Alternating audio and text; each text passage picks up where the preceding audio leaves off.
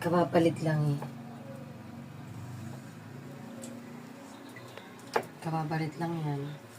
Isang linggong nakalipas. Tinan mo naman ang dumi. Oh, yaks. So, diba? Putik na yung lumalabas. Hindi na ano. Talagang hindi na maganda. Ano dito? Isang linggo pa lang yan. Pero grabe ang dumi. Super dumi.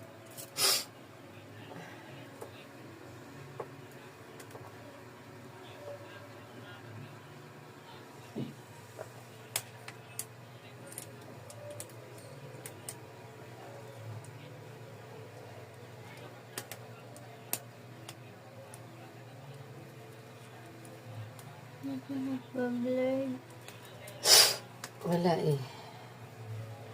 Ano natin ang ano yan eh. Ganyan lang talaga yan.